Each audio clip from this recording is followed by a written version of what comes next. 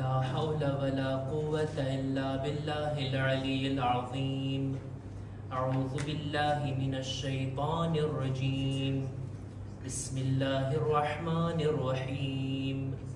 الحمد لله الذي جعل الحمد مفتاحا لذكره وسببا للمزيد من فضله ودليلا على آلائه وعظمته. ثم الصلاة والسلام والتحية والإكرام على خير خلقه وأفضل بريته حافظ سره ومبلغ رسالاته الذي سمي في السماء بأحمد وفي الأرض بأبي القاسم محمد.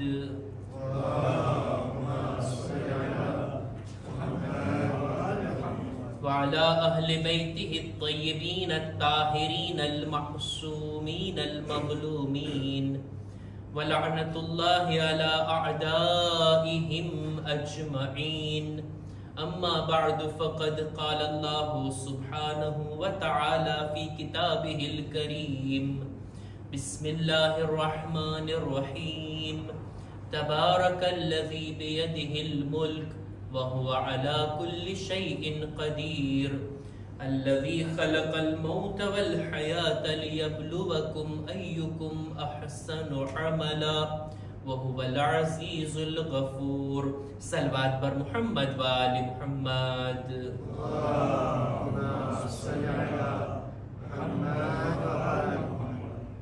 આજની આગમના તારીખની અંદર આપણે જે શખ્સિયતની યાદ મનાવવા જમા થયા છીએ, અમીરુલ મુમિનીન અને બીબી ઝહરાના આ એક દુખ્તર જનાબે ઝૈનબની નાની બહેન બીબી ઉમ્મે કુલસુમની યાદ મનાવવા માટે આપણે બધા ભેગા થયા છીએ.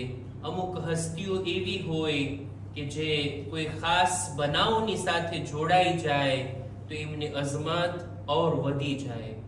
જનાબે ઉમ્મે કુલસુમ એમની ફઝીલતો, એમનું ઇલ્મ, એમનું તકવા, એમની મંઝિલત એની જગ્યા ઉપર, પણ જ્યારે તેઓ કરબલામાં તશરીફ લાવ્યા, કરબલાના મેદાનમાં હતા અને કરબલા બાદ બીબી ઝૈનબના મિશનમાં તેમનો સાથ આ એમની અઝમતમાં ઓર વધારો કરે છે. અને એટલે જ આ બીબીનો આપણે zikr મનાવીએ છીએ અને એમની યાદ આપણે બરગુજાર કરીએ છીએ. એ પહેલા કે આ બીબીના શાનમાં અમુક વાતોને હું બયાન કરું. કુરાની મજીદની સૂરે મુલ્કની શરૂઆતની બે આયતોની મેં તિલાવત કરી. સૂરે મુલ્ક કે જેનાથી આપણે અજાણ નથી, હમણાં મજલિસની ઇબ્તિદામાં આપણે સૂરે મુલ્કની તિલાવત સાંભળ્યા. સૂરે મુલ્ક એટલો બા ફઝીલત સૂરો છે. રસૂલ ખુદા સલ્લલ્લાહુ અલૈહિ વસલ્લમ ફરમાવે છે,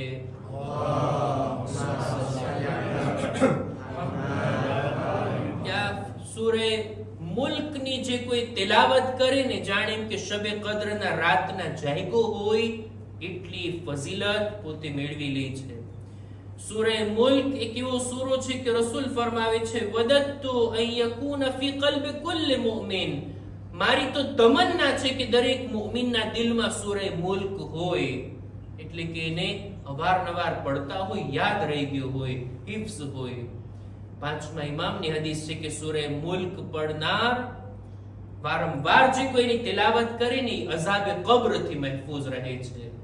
આ સૂરો કોઈ મામૂલી સૂરો નથી, ઘણી જ એની ફઝીલતો છે. બસ અહીંયા સુધી ઘણી બધી રિવાયતો મેં જોઈ આ સૂરાની ફઝીલતમાં. મારે આ સૂરાની પહેલી બે આયતોને તમારી સામે મુખ્તસર તર્જુમો કરી અને વાતને આગળ વધારવી છે. આ સૂરાની અંદર શરૂઆતમાં ખુદાવંદે આલમ આ રીતના બયાન ફરમાવે છે કે બિસ્મિલ્લાહિર રહમાનિર રહીમ, તબારકલ્લઝી બિયદિહિલ મુલ્ક, બા બરકત છે ઈ ઝાત કે જેના કબ્ઝે કુદરતમાં છે આ સારી કાયનાત. પૂરી કાયનાતનો બાદશાહ કોઈ હોય તો એ ખુદાની ઝાત. ત્યારબાદ વહુવા અલા કુલ્લિ શૈઇન કદીર, દરેક ચીજ ઉપર એ કુદરત ધરાવે છે, દરેક ચીજ ઉપર એની કુદરત અને તાકાત રહેલી છે. અલ્લઝી ખલકલ મૌત વલ હયાત, ખુદાએ તો બધું ખલ્ક કર્યું છે, બધું પેદા કર્યું છે. ખુદા બે ચીજોને અહીંયા ખાસ ઉલ્લેખ કરે છે કે એ ખુદા કે જેણે મૌતને પણ પેદા કરી, હયાતને પણ પેદા કરી. અને એનું કારણ, એનું રીઝન ખુદા બયાન કરે છે, લિયબ્લુવકુમ અય્યુકુમ અહસનુ અમલા. ખુદા જોવા માંગે છે, ખુદા તમને અજમાવવા માંગે છે, તમારી પરીક્ષા લે છે. અને ખુદા ઈ જોશે તમારામાંથી સૌથી સારો અમલ કોનો છે. વહુવલ અઝીઝુલ ગફૂર. એ ખુદા સાહિબ ઇજ્જત પણ છે અને ગફૂર પણ છે, માફ કરવા વાળો પણ છે.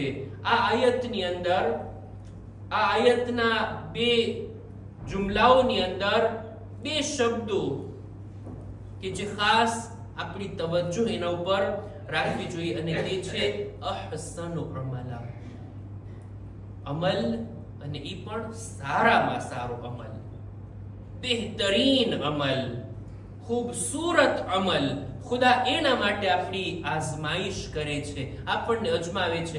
એ બંદા, મેં તને દુનિયામાં મોકલો, આટલી નેમતો તને આપી, વગર માંગે આપી છે, અને આટલી જિંદગી મેં તને આપી.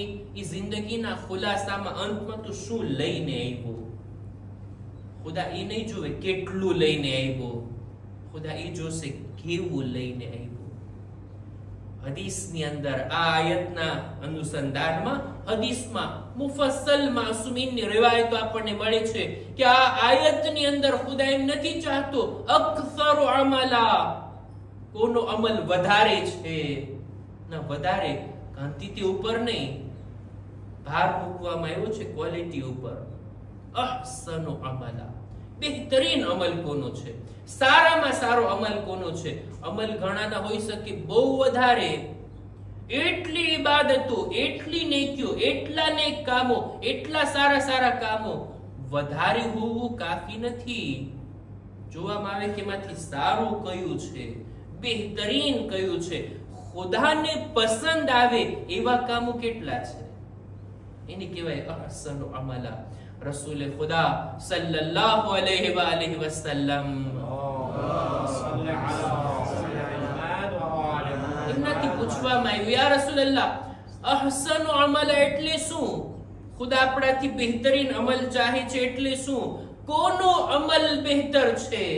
ત્યારે રસૂલ ખુદા ફરમાવે છે કે જેની અક્લ વધારે કામ કરતી હોય ને, જે અક્લથી ફાયદો ઉઠાવતો હોય ને, જેના દિલમાં ખુદાનો ખૌફ હોય ને, જેના ઇલ્મમાં ઈ વાતો હોય ને કે ખુદાએ શું વાજિબ કીધું, શું હરામ કીધું, શું કરવાનું કીધું, શું ના કરવાનું કીધું, આ બધી વાતને સારી રીતના જાણતો હોય ને, એને કહેવાય અહસનુ અમલા. એનો અમલ સારો અમલ છે.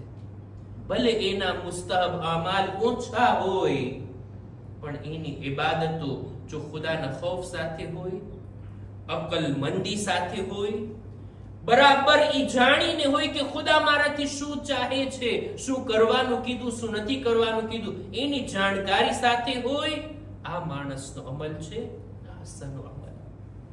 હજી એક હદીસને બયાન કરું, નામ લઈશ તો સલવાત તો પડવી પડશે તમારે. આપણા છઠ્ઠા ઇમામ, ઇમામે જાફર સાદિક અલૈહિસ સલામ,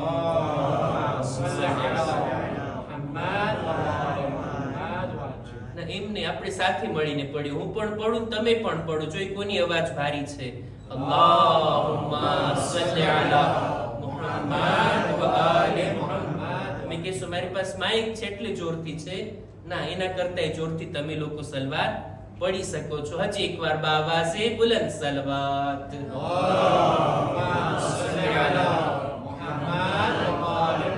અહસનુ અમલા, એના માટે છઠ્ઠા ઇમામથી પૂછવામાં આવ્યું. છઠ્ઠા ઇમામ ફરમાવે છે કે લૈસા યાની અક્સર અમલા. ખુદા એમ નથી ચાહતો કે તમારા અમલ વધારે હોય, વધારે હોય, એની ક્વોન્ટિટી એટલી વધારે હોય. ના, ખુદા એ ચાહે છે આ તમારા અમલમાં અહસન અમલ, બેહતરીન અમલ કોણ છે? વલાકિન અસ્વબુકુમ અમલા. બલકે ખુદા ચાહે છે કે કોના અમલ દુરુસ્ત છે, સહી છે, બરાબર અને ખરા છે ઈ ખુદા જોવા માંગે છે. કોઈ માણસ ઇબાદત કરતો હોય પણ સરખી રીતના ના કરતો હોય, શું ફાયદો છે? નમાઝો તો પડતો હોય, ખૂબ પડતો હોય, પણ જેવી રીતના ખુદાએ કીધું છે નમાઝ પડવાનું એમ નહીં, મને જેમ સરખાઈ આવે એમ પડતો હોય. કુરાનની તિલાવત તો ખૂબ કરતો હોય પણ કુરાન બરાબર શીખવું નથી, ગલત પડે છે. શીખવાની કોશિશ નથી કરી, કોઈની પાસે પોતાનું કુરાન સહી પણ નથી કરાવ્યું. પડતો રે પણ સહી ના પડે તો, દુરુસ્ત ના હોય તો. રાબીએ પૂછી લીધું, મૌલા સહી હોવું એટલે શું? ઇમામ આગળ ચોખવટ કરે છે, ઇન્નમલ ઇસાબતુ ખશ્યતુલ્લાહ વનિયતુ સાદિકા. અમલ સહી ત્યારે થાય જ્યારે દિલમાં ખુદાનો ખૌફ હોય અને અમલની નિયત પણ સારી હોય. અમલની પાછળ જે આપણો મકસદ છુપાયેલો છે, જે હેતુ છે, જે નિયત એ પણ સારી હોય. નમાઝ તો પડતા હોય પણ શા માટે પડે છે? બધા પડતા હોય આપણી પડી લઈએ. બોલો નમાઝમાં જાય છે, ચાલ ને હું પણ નમાઝમાં જાઉં. નિયતમાં ફરક હોય ને. મસ્જિદે આવું છું નમાઝ પડવા માટે, શા માટે આવું છું? ખુદાની ખુશનુદીને માટે, મારા એક વાજિબ કામને સારી રીતના વધારે સવાબ મળે એવી રીતના અંજામ આપવા માટે. ઘણાના મસ્જિદ આવવાના મકસદ પણ જુદા હોય, બીજા હોય. નિયત પર ફરક પડી જાય. આ અમલ બરાબર નથી હોતો. નિયતુન સાદિકા, સાચી નિયત સાથે જે અમલ અંજામ આપવામાં આવે ઈ છે સહી અમલ. અને ત્યારબાદ ઇમામ આગળ કહે છે, અમલને અંજામ આપ્યા બાદ, ખુલૂસની સાથે અંજામ આપ્યા બાદ એ ખુલૂસને બાકી રાખવું ને, આ બહુ સખ્ત કામ છે, આ બહુ અઘરું કામ છે. શક્ય છે ઇન્સાન સાચી નિયત સાથે કોઈ અમલને અંજામ આપે, ખુલૂસની સાથે કોઈ ઇબાદતને અંજામ આપે, કોઈ નેક કામને અંજામ આપે. આપી દીધું કાફી છે? ના, એ અમલને હવે ટકાડી રાખવું, નામય અમલમાં બાકી રાખવું ને, ઇમામ કહે છે આ મુશ્કેલ કામ છે. હા, એટલે જ ખુલૂસ એની શરત ફક્ત અમલ અંજામ આપતી વખતે નથી, અમલને અંજામ આપ્યા બાદ હવે એને બયાન પણ ના કરે, એને લોકોના કાન સુધી પણ ના પહોંચાડે. આ પણ એક વાત છે ને. એક છે રિયાકારી, જેને આપણે બધા ઓળખીએ છીએ, રિયાકારી. અમલમાં ખુલૂસ ના હોય, ચોખ્ખી રીતના અમલ કરું છું ફલાણાને દેખાડવા માટે, એની તો વાત જ અલગ. રિયાકારી. એક બીજો શબ્દ છે હદીસમાં, એ છે અસુમઆ. લોકોને સંભળાવવા પોતાના ભલા કામ, પોતાના નેક કામ, ઈ પણ ઇન્સાનના સવાબને ઘટાડી દે છે. ક્યારેક જો વધારે ઇન્સાન ઈ મેદાનમાં આગળ વધી જાય તો આ અમલ પણ ખુદાબંદે આલમ ફરિશ્તાઓને કહે છે આને મિટાવી દો, જાણે કે એને કર્યું જ નથી. કરતી વખતે ખુલૂસ હતું પણ કર્યા બાદ હવે લોકોને બયાન કરતા ફરીએ, લોકોને કહેતા ફરીએ, મેં ઓલાની મદદ કરી હતી, મેં ફલાણું કામ કર્યું હતું, મેં આટલી નમાઝે શબ પડી છે. આ બધું કહેવાનું થોડી હોય. અમલ કરીએ, અમલ કરતી વખતે પણ ખુલૂસ, અમલ કર્યા બાદ પણ લોકોને બયાન કરવું, લોકો સુધી પહોંચાડવું, એ આપણી જવાબદારી નથી. અમલ અંજામ આપ્યા બાદ પણ આ અમલને ટકાડી રાખવું, છઠ્ઠા ઇમામ કહે છે આ મુશ્કેલ છે. અને ત્યારબાદ કહે છે કે વલ અમલુ સાલિહ અલ્લઝી લા તુરીદ અન યહમદકા અલૈહિ અહદુન ઇલ્લા અલ્લાહ અઝ્ઝ વ જલ્લ. સાલિહ અમલ, ખાલિસ અમલ એ છે કે ઇન્સાનના દિલમાં ફક્ત એ જ ઈરાદો હોય કે મારા આ અમલ ઉપર કોઈ મારા વખાણ ના કરે સિવાય મારો પરવરદિગાર, સિવાય મારો ખુદા. ઈ મારા અમલને વખાણે તો આ અમલ કર્યું વસૂલ કહેવાય. નહીતર બીજાઓ પાસેથી વખાણની અપેક્ષા રાખવી, અમલ અંજામ આપ્યા બાદ પણ લાંબા સમય પછી પણ આ ઇન્સાનના ખુલૂસને નુકસાન પહોંચાડે છે અને એનો અમલ સહી અમલ નથી રહેતો. બહરહાલ ખુદા આપણાથી ચાહે છે કે આપણે જે કઈ અમલ અંજામ આપીએ, જો આપણી ઇબાદતો એટલી નથી જેટલી બીજા બધા અલ્લાહના ખાસ બંદાઓની હોતી. ક્યાં આટલી ઇબાદતો, ક્યાં એટલા રોઝા, ક્યાં એટલી તિલાવત, ક્યાં એટલી દુઆઓ છે. જેટલું છે ને, ચાલો ને એને પણ અહસન બનાવીએ, એને પણ સારું બનાવીએ, એની ક્વોલિટીને પણ આબાદ કરીએ, સારી રીતના ખુદાની ખુલૂસ ભરી ઇબાદત કરીએ. કોઈ પણ નેક અમલ, કોઈ પણ સારું કામ આપણે કરીએ ને એમાં 4 ચીજની જરૂર પડે. આપણા આકા અને મૌલા અમીરુલ મુમિનીન હઝરત અલી ઇબ્ન અબી તાલિબ અલૈહિસ સલામ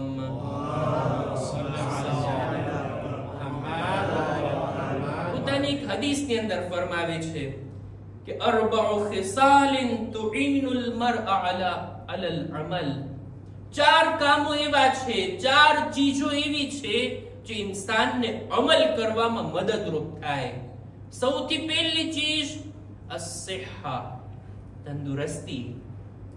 ઇન્સાનની પાસે આ તંદુરસ્તી જેવી નેમત હોય ને તો કેટલા નેક કામો કરી શકે, કેટલી ઇબાદતો કરી શકે. પણ અફસોસ છે કે આ તંદુરસ્તી જ્યારે હોય છે ને ત્યારે કદર નથી થતી. એની કદર તો એને થાય જે હોસ્પિટલના બેડમાં સૂતેલા બીમારો છે ને, એમના દિલમાં કેટલી તમન્નાઓ થતી હોય, જો હું સાજો હોત તો આ કરી લેત, પેલું કરી લેત, ફલાણી નેકી, ફલાણું નેક કામ અંજામ આપી દેત. આ તંદુરસ્તી ઇન્સાનને નેકી કરવામાં મદદરૂપ થાય. આ પહેલી વાત.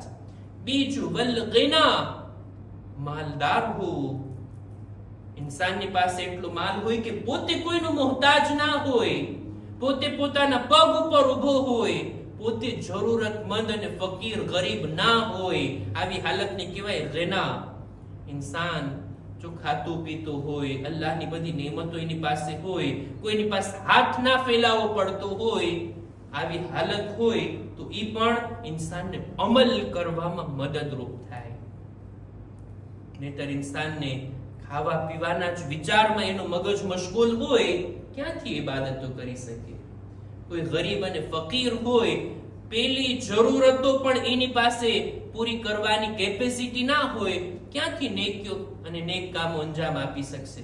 ઇન્સાન પાસે માલ હોય, એટલો હોય કે ઇન્સાન સરખી રીતના જિંદગી જીવી શકે, કોઈનો મુહતાજ ના હોય. આવી હાલત પણ ઇન્સાનને અમલ કરવામાં મદદ કરી શકે છે. ત્રીજું વલ ઇલ્મ, તંદુરસ્તી છે, માલ છે, પણ ઇલ્મ નથી તો આ માણસ અમલ ક્યારેક કરશે ને તો એ ગલત કરશે. નેકીઓ ક્યારેક કરશે ને જ્યાં કરવાની હોય ત્યાં નેકી નહીં કરે. કોઈ માણસ ઇલ્મની સાથે, જાણકારીની સાથે જો અમલના મેદાનમાં કદમ રાખે ને તો પોતાના નાના નાના કામને પણ અનેક ગણા અજરની સાથે મેળવી શકે છે, અંજામ આપી શકે છે. કોઈ પાસે ઇલ્મ ના હોય તો પછી વાજબાત પણ અંજામ આપશે ને તો એમાં કેટલી ભૂલો હશે. એને એમ લાગતું હશે હું સહી અંજામ આપું છું, પણ કેટલી ભૂલો અને કેટલી ગલતીઓની સાથે. બહરહાલ 3 ચીજો મેં બયાન કરી કે અમલ કરવામાં મદદરૂપ. સૌથી પહેલા તંદુરસ્તી, બીજું માલ, ત્રીજું ઇલ્મ અને ચોથી ચીજ મહત્વની અને ઈ છે તૌફીક. તૌફીકની જરૂર છે ત્યારે ઇન્સાન કોઈ અમલને અંજામ આપી શકે. આજના જમાનામાં, આજના દૌરમાં આપણી જ હાલતને જોઈ લઈએ ને આપણે. અલ્હમ્દુલિલ્લાહ, ઈ લોકોની વાત નથી કરતું કે જે ગુજરી ગયા છે, ઈ તો કબ્રસ્તાનમાં સૂતા છે. ઈ લોકોની વાત નથી કરતું જે બીમાર છે, ઘરેથી બહાર નથી નીકળી શકતા. ના, સાજા સારા તંદુરસ્ત લોકોની વાત કરું છું. ઈ લોકોની પાસે તંદુરસ્તી તો છે, માલ પણ છે, ખુદાનો શુક્ર, ઇલ્મ પણ છે. ત્યારે કોણ નથી જાણતું કે જમાત નમાઝનો સવાબ વધારે છે? કૌમના નાના બાળકને પણ પૂછીએ ને કે ભાઈ નમાઝ એકલા પડી આપણા ઘરે અને અહીંયા આવીને જમાત સાથે પડીએ, કોનો સવાબ વધારે? ઇલ્મ તો બધા પાસે છે ને, બધા જાણે છે ને. આ બધું છે. કઈ ચીજની ખામી છે? તૌફીક નથી. તૌફીક નથી.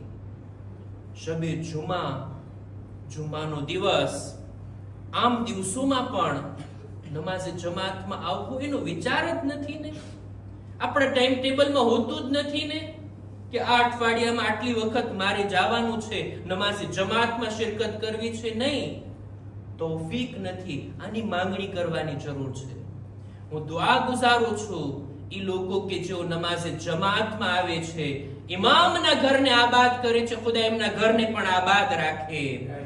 જે લોકો નમાઝે જમાતમાં શરીક થાય છે, ખુદા એમના કારોબારમાં બરકત અતા કરે. અને જેઓને તૌફીક નથી, ખુદા એમની તૌફીકાતમાં બલકે ખુદા એને તૌફીક અતા કરે. અને જેઓને તૌફીક છે એની તૌફીકાતમાં ખુદા વધારો કરે. દુઆની કબૂલી વાસ્તે એક બાવાઝે બુલંદ સલવાત.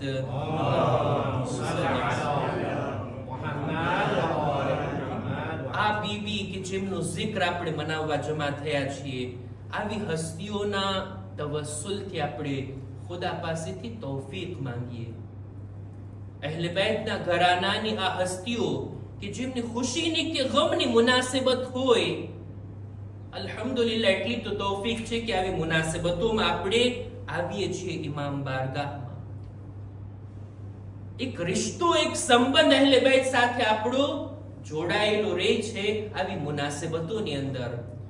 જો આપણા સગા વાલા કોઈ હોય ને, કોઈ આપણા ફેમિલી મેમ્બર હોય, એની સાથે આવવો જવાનો આપણો રિશ્તો જો ના હોય ને, તો પછી અમુક સમય બાદ આ રિશ્તો ભૂલાઈ જાય છે. વર્ષો બાદ આપણા બાળકો નહીં ઓળખશે કે આ તો આપણા સગા થાય છે, આપણા ફેમિલીમાં થાય છે. હોય છે એવા કિસ્સા. આવા મુલ્કની અંદર, આવા માહોલની અંદર કે જ્યાં લોકોને એકબીજાની પરવાહ નથી હોતી, ત્યાં સગા સંબંધીઓ પણ આપસમાં ભૂલાઈ જાય છે. ક્યારેક કોઈ બુઝુર્ગ ક્યારેક યાદ અપાવે કોઈ મોકા ઉપર, ત્યારે યાદ આવે કે લે આ તો આપણા સાવ સગા થાય છે, આ તો આપણા ફેમિલી થાય છે ને. એવું શા માટે? આવવા જવાનું નથી રહ્યું, હળવા મળવાનું નથી રહ્યું. એવું જ કંઈક ઇમામ સાથે, એટલે બેત સાથે તો આપણું નથી બનતું ને. એવો જ કંઈક બનાવ ઇમામો સાથે તો નથી ને. ઇમામ બારગાહ જો આવવા જવાનું મૂકી દેશું, એવું ના બને કે અહેલે બેત સાથે આપણો સંબંધ નબળો થઈ જાય. સ્ટ્રોંગ કરવાનો છે અહેલે બેતની સાથે આપણા સંબંધને. એમની મોહબ્બત, એમની મવદ્દત, એમની વિલાયત, એમનો પૈગામ, એમની કુરબાનીનો મકસદ યાદ રહે છે જ્યારે ઇન્સાન અહેલે બેતના નામ ઉપર જમા થાય છે. બીબી ઉમ્મે કુલસુમનો જિક્ર કરું.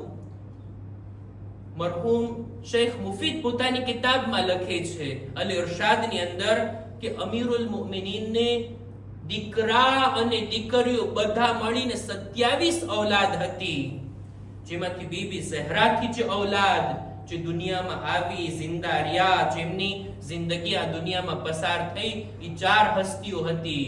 આપણા બીજા ઇમામ, ત્રીજા ઇમામ જનાબે ઝૈનબ અને જનાબે ઉમ્મે કુલસુમ. આ એમની વાલિદા બિન્તે રસૂલ હઝરત ફાતિમતુ ઝહરા અલૈહા સલામ.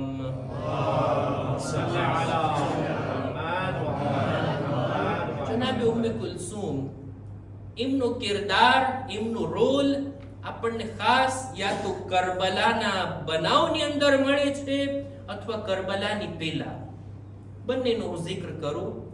કરબલાની અંદર જેવી રીતના જનાબે ઝૈનબ વતનને છોડી પોતાના ભાઈની સાથે કરબલાની સફરમાં નીકળ્યા, જનાબે ઉમ્મે કુલસુમ પણ સાથે સાથે છે. પૂરા સફરની અંદર જેટલો જનાબે ઝૈનબનો સાથ હતો, જનાબે ઉમ્મે કુલસુમનો પણ સાથ. ઇમામે હુસૈન કરબલાની અંદર આશુરની શબમાં જ્યાં બીજી બધી બીબીઓને દિલાસો આપ્યા, જનાબે ઉમ્મે કુલસુમ સાથે પણ તે ગુફ્તગુ અને એમની સાથે વાતચીત પણ કિતાબોમાં મળે છે. આશુરના દિવસે અવારનવાર જનાબે ઉમ્મે કુલસુમનો જિક્ર આપણને દેખાય. ખાસ કરીને જ્યારે અસરે આશુરના ઇમામ રૂખસતે આખિર માટે આવ્યા ને, ચોથા ઇમામના ખૈમામાં જવું હતું, ત્યારે જનાબે ઉમ્મે કુલસુમને સાથે લીધા હતા. તમે સાથ આપો અને તમે ચોથા ઇમામને સંભાળો. જનાબે ઉમ્મે કુલસુમ ઈ છે કે જેમણે શબે આશુરના બલકે શામે ગરીબાના બીબીઓ અને બાળકોને તસલ્લી આપવામાં એમનો ખાસ રોલ હતો. જનાબે ઝૈનબની સાથે સાથે યતીમ બાળકોને સાચવવામાં, જેવી રીતના અસીરીના અંદર જનાબે ઝૈનબની મુસીબતો છે, એ જ બધી મુસીબતો જનાબે ઉમ્મે કુલસુમની સાથે કૂફાના દરબારમાં, કૂફાના બાજારમાં જ્યાં જનાબે ઝૈનબના ખુતબા મળે છે, જનાબે ઉમ્મે કુલસુમના પણ ખુતબાઓ આપણને સાંભળવા મળે છે. શામનો જ્યારે દરવાજો નજદીક આવ્યો ત્યારે શિમ્રથી ચાદરની માંગણી પોતે કર્યા અને ઈ પણ કીધા એવા રસ્તેથી અમને દાખલ કર કે જ્યાં ઓછો મજમો હોય, પણ આ જાલિમ એનાથી ઉલટું કરે છે.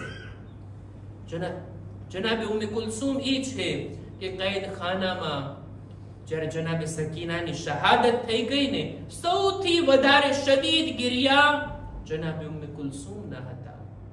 અને એનું કારણ પણ પોતે બયાન કર્યા કે આગલી જ રાતે જનાબે સકીનાએ સવાલ કર્યો હતો, આ પરિંદાઓ ઉડીને ક્યાં જાય છે? એ છે પોતાના ઘરે જાય છે.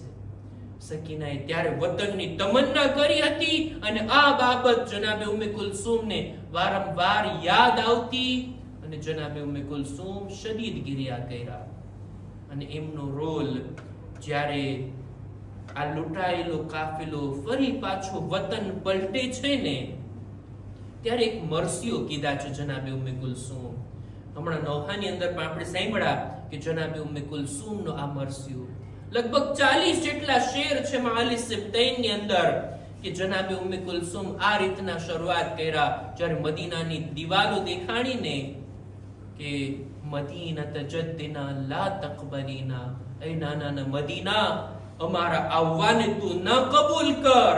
અમે જ્યારે ગયા હતા ત્યારે બાળકો, બચ્ચાઓ અને અમારા ઉપર અમારા વાલીઓ વારિસનો સાયો હતો.